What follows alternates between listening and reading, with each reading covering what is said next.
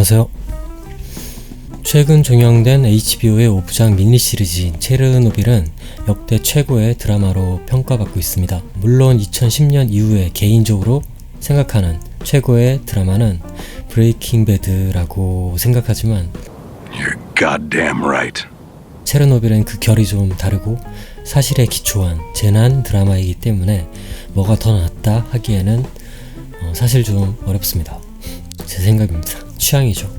비록 아주 약간의 허구와 과장된 부분이 섞여 있기는 하지만 역사적 사실에 매우 충실하고 원자력 발전소의 폭발, 방사능 오염, 사건의 은폐, 사고의 수습과 진상규명, 과학자로서의 양심과 도덕, 이데올로기의 갈등까지 스토리를 세심하고도 냉철한 시각으로 전달하여 그야말로 큰 충격을 준 작품입니다.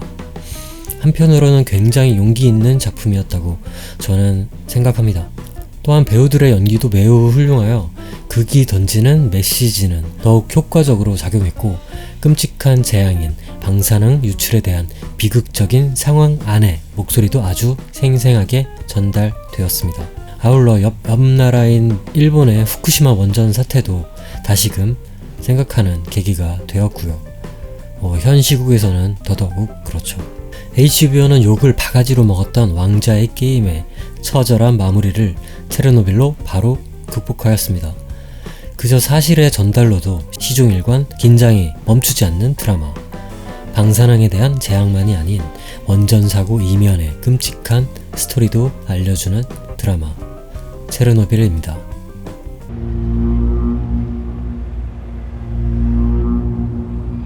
냉전의 시기인 1986년 4월 26일 당시 소비에트 연방이었던 소련이죠. 우크라이나의 프리피아트 지역에 위치한 체르노빌 원자력 발전소는 실험 도중 발전소가 폭발하는 사고가 일어납니다. 이 사건을 수습하기 위해서 정부는 사고위원회를 구성하고 위원회의 책임자로 보리스 슈체르비나 부의장을 앉히고 물리학자인 발레리 레가소프 교수, 드라마 속 가공의 인물인 벨로루시 연구소의 울라나 호무크 등 3명의 핵심 인물들을 중심으로 극은 진행됩니다. 초반 체르노빌은 매우 일시적이고 단순한 사건으로 그려집니다.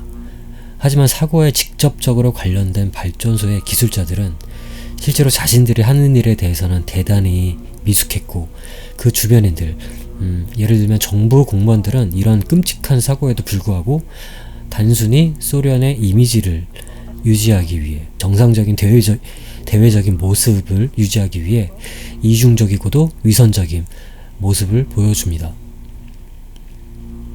정말 답답하죠.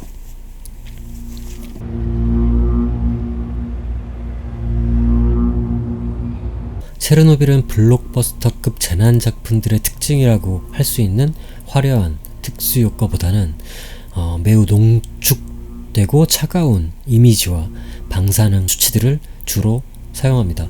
하지만 이 둘만으로도 방사능에 대한 위험성은 매우 효율적으로 전달됩니다. 방사능 낙진으로 황량해진 도시의 모습이나 모든 생명체가 죽거나 사라진 정적만이 흐르는 자연을 보면서 저는 제 눈앞에 TV 화면에서 방사능이 날아올 것 같은 인상을 받았습니다. 그리고 베크렐, 시버트 등등 눈에 보이지 않는 방사능에 대한 과학적인 자료들은 조금은 추상적인 느낌이 없지 않아 있었지만 시간이 흐를수록 방사능에 대한 촉감마저도 전해지는 듯 했습니다. 그리고 이 외에도 방사능에 대한 오염된 사람들의 모습들은 대단한 시각적 충격을 주었습니다. 정말 무섭습니다.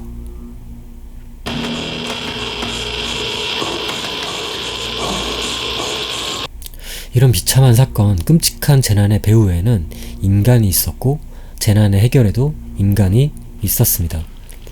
물론 해결 과정은 재난의 시작과는 다르게 인간의 희생이 필연적으로 따르게 됩니다. 아니면 좋겠죠.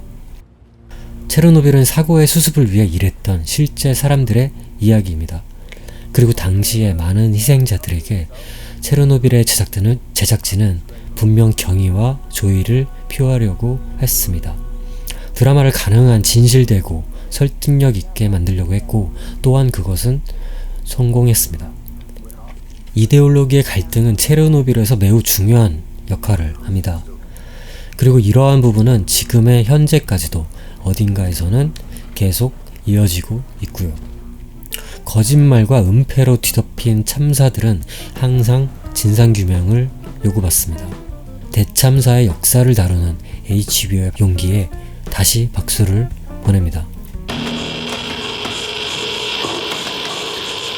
재밌게 보셨다면 좋아요와 구독 부탁드립니다. 감사합니다.